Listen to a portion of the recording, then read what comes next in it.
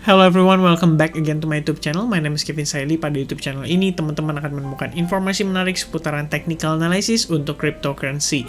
So if you guys like crypto, make sure to hit the subscribe button and don't forget to leave your thumbs up kalau kalian suka dengan apa yang saya bahas pada video ini. By the way, kita akan bahas tentang Zilliqa, dan udah lama banget terakhir kali saya bahas Zilliqa, dan ya sebenarnya point of view saya masih sama kurang lebih, cuman kan balik lagi ya, semua kan ngikut mother of coin-nya yaitu Bitcoin. Jadi tetap penting buat teman-teman yang megang altcoin apapun untuk memperhatikan si Bitcoin. Kecuali ya ada beberapa indikasi khusus kayak misalkan Bitcoin dominance-nya lagi melemah, jadi nggak terlalu impact terhadap pergerakan Bitcoin dan lain sebagainya.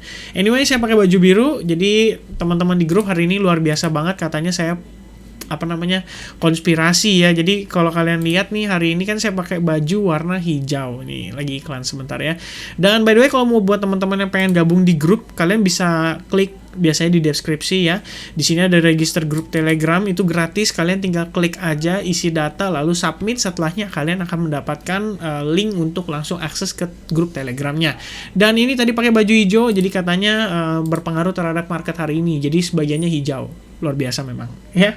Oke, jadi langsung aja kita masuk ke dalam pembahasan video tentang Zilliqa-nya ya. Pertama saya pengen review dari time frame weekly terlebih dahulu.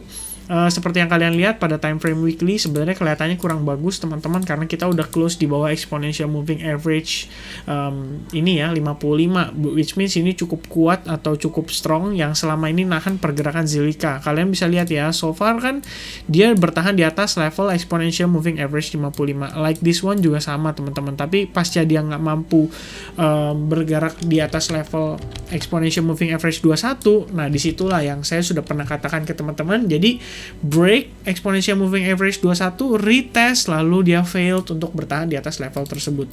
Jadi kalau saya ilangin ya, kalian bisa lihat ya, dia berusaha untuk ngetes level exponential moving average 21 dan balik ke atasnya, namun failed, dan akhirnya dia close di bawah level tersebut. Itulah yang membawa pergerakan Zilliqa untuk drop lebih jauh lagi.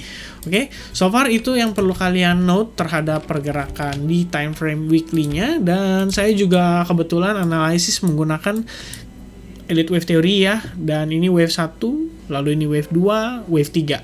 Nah, sekarang pertanyaannya untuk wave 4 potensialnya ada di mana nih? Nah, ini kita bisa ukur menggunakan Elliott Wave Theory, dan so far beberapa level yang kita bisa dapatkan ya, kalau misalkan dari recent high ke recent low atau dari pergerakan di wave 3-nya, kalian bisa lihat teman-teman ada beberapa level yang berpotensi menjadi target daripada si ini ya, daripada si Zilliqa, yaitu di kisaran level Fibo 50% atau di kisaran level Fibo 61,8%. Tapi kalau misalkan seandainya dia nggak bertahan di 50%, saya rasa sih besar kemungkinannya untuk Zilliqa bahkan drop bisa sejauh-jauhnya di kisaran level 0,02.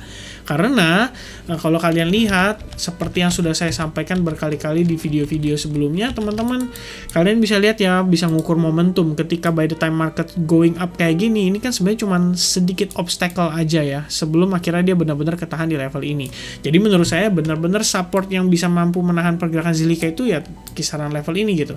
Jadi kalau misalnya dia nggak bertahan di atas level itu, maka potensialnya kita akan bisa lihat dia ngetes kisaran level di kurang lebih 0,02, dan itu berarti all time high-nya di tahun kisaran 8 Juni 2020 ya. Dan ya so far kelihatannya seperti itu. Jadi kalian boleh tandain kira-kira level 0,06 ini ya, atau berkisar di area sini lah ya. Ini merupakan level potensi support banget buat si Zilliqa, dan dalam time frame weekly dia juga kurang lebih skenario sama kayak Bitcoin, nggak boleh break di bawah level tersebut. Cuman terus terang kalau misalnya ngelihat kita sudah bermain di bawah exponential moving average 21, 34, dan 55, mungkin akan agak lebih sulit ya, kecuali dia bisa mengandalkan power daripada si Bitcoin untuk dia kembali rebound. Oke, so far kurang lebih itu. Kita akan coba cek ke time frame daily-nya. Kalian bisa lihat juga di time frame daily ya, ini clearly banget kita sekarang sedang berada di level support krusialnya yang tadi kalian sudah lihat dengan time frame weekly-nya. Oke, ini sebelumnya udah sempat bertahan di level itu berkali-kali, dan saat ini kita wajib banget nih close di atas level ini teman-teman. Apalagi 0,06403. Nah, itu udah wajib banget close di atas level itu kalau misalkan kita pengen lihat gitu ya si Zilliqa at least bertahan di atas level ini. Dan itu semua juga impact daripada si Bitcoin. Jadi ya memang sih sebagian besar teman-teman ada yang bilang kayak di komen bahas Bitcoin aja soalnya ya itu pengaruh dan lain sebagainya. Tapi saya rasa kenapa saya tetap perlu bahas karena supaya teman-teman bisa tahu ya potensial next targetnya gitu. Berdasarkan Fibonacci yang kita tarik dari swing low to swing high di sini aja, kalian juga bisa lihat level 161,8% itu memang menjadi potensial target daripada si penurunannya Zilliqa. Let's say jika hanya dia tidak mampu bertahan di atas level tersebut, oke? Dan kalian kan pernah saya bahas ya, mungkin kalau yang udah follow video saya tentang Zilliqa ini harusnya udah tahu karena sebetulnya Zilliqa itu sebelumnya membangun atau ditransaksikan di dalam ascending channel yang menurut saya sangat rapi gitu. Kalian bisa lihat ya, every time dia ngetes level ini ya kan, lihat dia selalu kepantul dan nicely membentuk penguatan yang sangat oke gitu. Nah, begitu pula di bagian atas ya teman-teman ya, setiap kali dia tes di bagian ascending channel itu dia drop gitu, dia juga nggak keluar dari level tersebut. Namun pada pergerakan tanggal 21 Juni 2021 kita melihat adanya penurunan signifikan terhadap si Zilliqa ini, di mana dia akhirnya keluar daripada si ascending channel tersebut, dan itu sudah kita bahas, di mana kalau misalkan dia keluar dari area itu maka kita berpotensi melihat Zilliqa ini mengalami penurunan yang lebih dalam lagi gitu. Apalagi kalian lihat juga ya, sepanjang dia ngetes exponential moving average 21 dia selalu gagal untuk bertahan dan close di atas level itu. Maka ini juga bisa menjadi indikasi yang kurang baik bagi pergerakan si Zilliqa-nya. Oke, so far key support kalian berada di kisaran level $0,06 dan key resistance kalian berada di kisaran level kurang lebih $0,08, dan itu semua kalau dirupiahkan berarti di bawah 1.400. Oke, kurang lebih kayak gitu ya teman-teman ya. Itu untuk pergerakan Zilliqa, kalian bisa lihat sendiri untuk time frame di time frame 4 jamnya ya. Sebenarnya kalau untuk time frame 4 jamnya kita terakhir itu sempat ngelihat dia membentuk semacam kayak rising wedge pattern, oke. Nah, rising wedge pattern ini kemudian terjadi breakout teman-teman, dan ya kita lihat juga ya marketnya sendiri setelah dia pasca breakout sekarang dia lagi ngetes level bagian bawah daripada si symmetrical triangle rising wedge pattern ini ya. Si rising wedge pattern kalau misalkan dia terjadi breakout biasanya dia itu akan kembali ke bagian awal dia pertama kali start, dan itu berarti di kisaran level ini teman-teman ya. Ini sebagai untuk referensi dari teman-teman aja, bisa dilihat di sini rising wedge pattern, oke. Nah, ini ya pasca dia breakout biasanya dia kembali at least ke kisaran level awal daripada si rising wedge pattern-nya. Nih kurang lebih ya gambarannya untuk rising wedge pattern.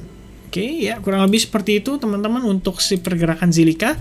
So far kalian perlu perhatikan untuk level ini. Jadi saya nggak menyarankan untuk kalian serok sih, karena terus terang cukup berbahaya ya, karena kalau misalkan dia patah level ini, level 0,02 itu bisa tercapai teman-teman. Bukan berarti pasti, tapi possible, oke? Possible untuk tercapai, karena level tersebut kalian lihat tuh ya, ini dari time frame 4 jam ya.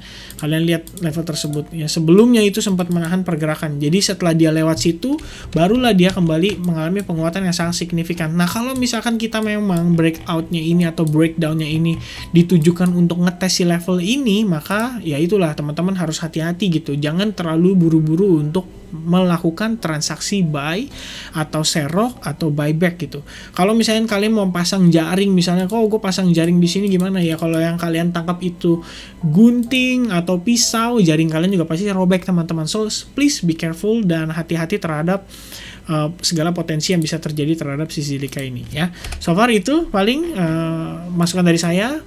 Perhatikan kalau misalkan ini dia rebound, perhatikan level exponential moving average ini ya, 21, 34, dan 55, terutama untuk time frame daily dan juga 4 jam, kita berpotensi ngelihat dia itu. Dan sebetulnya sih sedikit tambahan aja terakhir teman-teman ya.